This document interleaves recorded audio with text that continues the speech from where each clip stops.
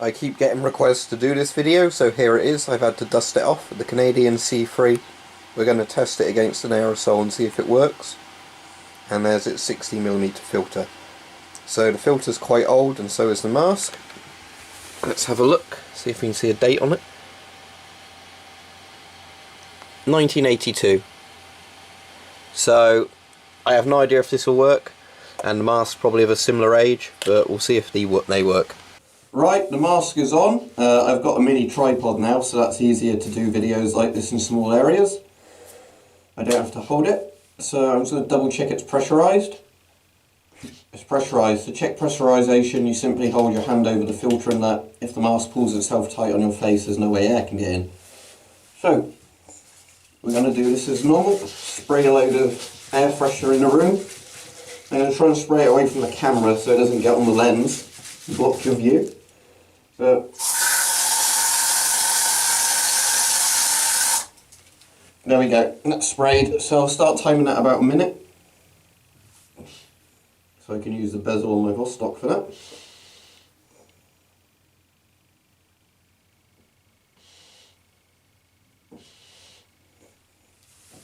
Now I think I can ever so slightly smell that, and that isn't really a problem with the mask. This is probably the filter being outdated. I'm sure if I put a 40mm converter on here and put a modern 40mm on here, the mask will be fine, because as we said, the mask is airtight.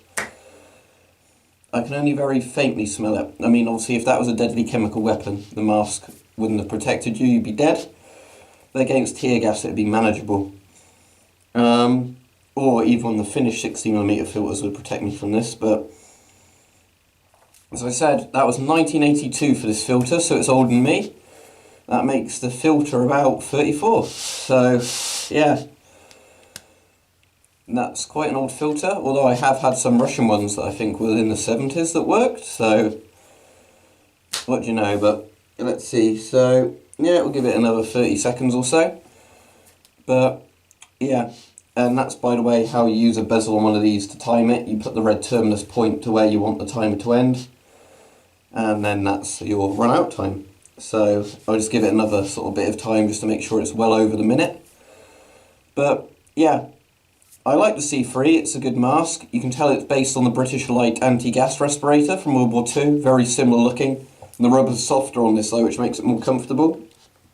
But it very much looks like one of the British World War II masks, because it's got the sort of, you know, same face shape as all of those, kind of a bit here, where with the earlier masks they'd have had a pipe coming down from here. Then like the light anti-gas respirator, it takes a 60mm on the side. It's just got a better voice diaphragm. This is very good for one of the masks of its age.